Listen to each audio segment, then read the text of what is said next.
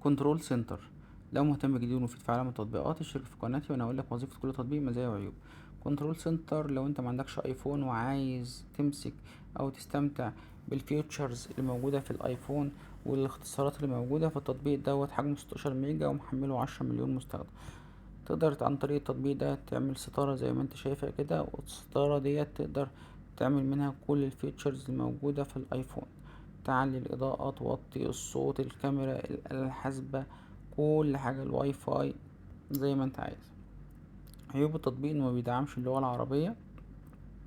تاني حاجة، هتحس بتهنيجة وتقل في الجهاز بتاعك بعد ما تستخدم التطبيق، لان للأسف الشديد التطبيقات دي بتبقى واجهة فوق الواجهة، بيدي الاوردر من صباعك للواجهة الأساسية بتاعة الجهاز، فبيأدي الغرض، فبتلاقي الجهاز تقيل.